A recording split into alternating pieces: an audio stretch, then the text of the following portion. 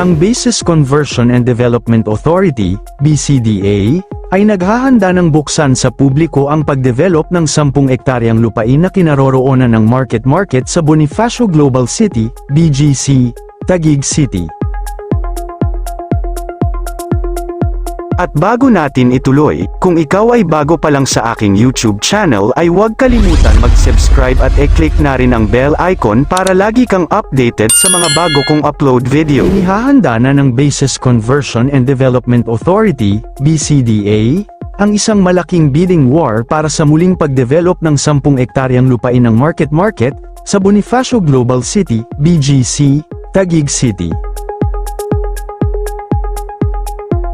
Ayon sa ulat, maglalabas ang pamahalaan ng Request for Expressions of Interest para sa proyektong ito dahil magtatapos na ang kasalukuyang lease contract ng Ayala Land Incorporated, ALI, sa taong 2027. Ang kasalukuyang kasunduan sa pagpapaupa ng lupa sa Ayala Land Incorporated, ALI, ay magtatapos sa 2027, ayon sa mga nakaraang pahayag ng BCDA.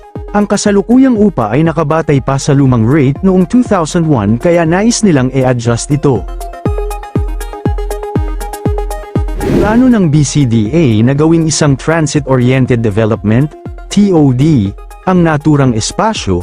Ito ay magiging isang malaking mixed-use property na pinagsasama ang mga establishmento para sa komersyo at tirahan. Dahil napakalaki at komplikado ng proyekto, hindi ito kayang hawakan ng iisang kumpanya lamang, inaasahan ng BCDA na ang iba't ibang malalaking developer ay bubuo ng mga konsorsyum para maglaban-laban sa pagkuha ng proyekto, na lilikha ng isang bidding war. Nakikipagtulungan ng BCDA sa Japan International Cooperation Agency JICA para sa disenyo ng TOD framework. Maglalabas sila ng Request for Expressions of Interest upang simulan ang proseso ng pagpili. Kilala ang market bilang bagsakan ng mas murang bilihin kumpara sa ibang bahagi ng BGC. Sa bagong plano, itataas ang antas nito upang pumantay sa mga mamahaling shopping center, fine dining, at corporate spaces sa paligid. Gagawin itong pangunahing hub ng transportasyon dahil itatayo rito ang isa sa mga istasyon ng Metro Manila Subway, ikokonekta rito ang mga feeder system tulad ng bus at jeep. Pagsasamahin sa isang komunidad ang mga opisina, tirahan, residential, komersyal na tindahan, at mga pampublikong plaza. Ang tinatayang 100 bilyon pesos na proyekto ay hahatiin sa 3 yugto, 3 phases, upang hindi magdulot ng matinding abala sa komersyo. Unang ede-develop ang 5 ektaryang bakanteng lote na kasalukuyang ginagamit bilang open parking space. Dito itatayo ang subway station plaza, mga opisina, at mga residential na gusali na ibebenta. Pagtatayo ng mga karagdagang hotel, opisina, at iba pang residential area.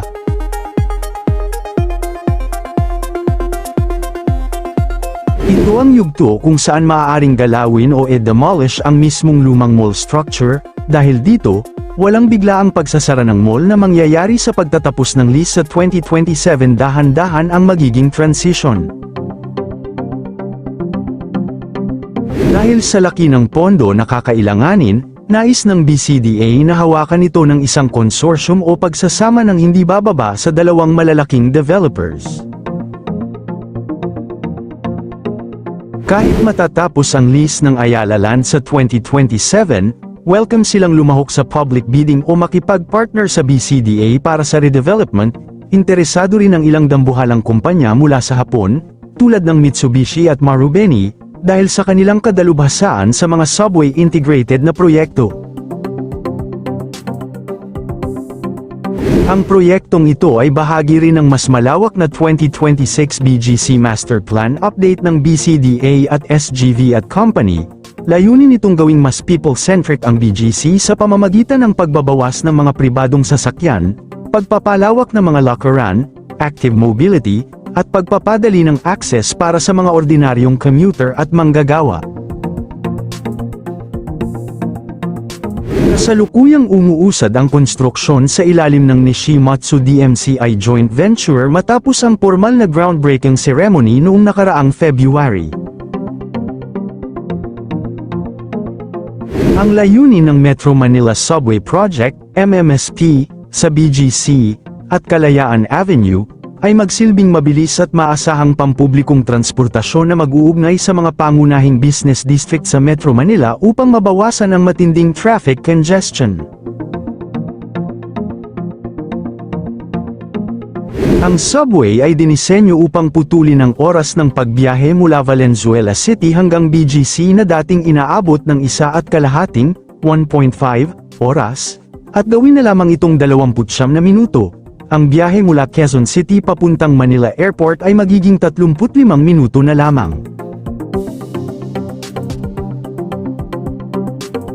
Ang mga istasyon sa BGC ay inaasahang magsisilbi sa mahigit 200,000 pasahero kada araw sa unang taon pa lamang ng operasyon nito.